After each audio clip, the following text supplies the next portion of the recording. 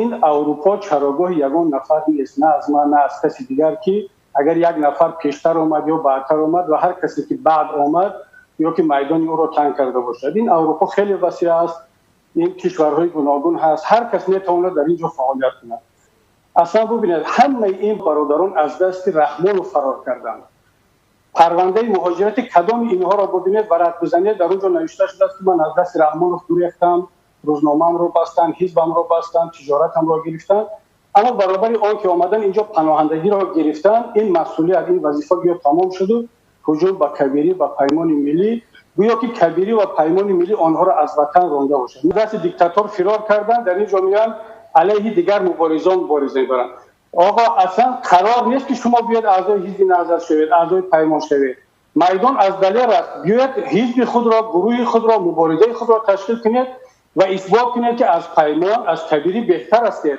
برای آنکه به مقصد برسید شرط نیست که کبیری را بزنید، شما خودتان را معرفی کنید، خودتان را نشان بدید. حالا بیاید تصور کنید که کبیری کشته شد، کبیری نیست، نهضت و پیمان از بین رفت.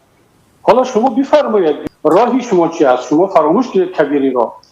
ببینید اگر من یا پیمان ما یا نهضت ما در داخل تاجیکستان می بود، در زندان می بودیم یا کشته می شدیم یا حتی در افغانستان و ایران و در یک منطقه دیگر می بودیم، من باور دارم، مطمئنم که همین دوستانی که امروز ما را سنگ میزنن و هجوم کرده ایستادن با اشک‌های تیمساهی ما را قهرمان میتراشیدن، در حقمان باز مدحیه میگفتن، مثل که با دیگران کرده ایستادن. اما چون ما کشته نشدیم، در مبارزه هستیم، امروز راه ما رو دوام داده ایستادیم، اینها ماندن هدف اساسی رو به ما شستیدن. من بار دیگر تکرار میکنم، دنیا وسیع است، اروپا وسیع است، برای همه میدان مبارزه هست. اگر شما واقعا هم دلتون به تاجیکستان میسوزد و باور دارید که نهضت یا پیمان خرسنگ سری راه است، رها کنید نهضت رو، رها کنید کبیری و پیمان رو، بیایید راه خودتون رو پیدا کنید، مبارزه برید. مطمئن باشید که ملت تاجیک کبیری رو رها خواهد کرد، پیمان رو رها میکند، رحمان رو رها میکند، از پس شما میره.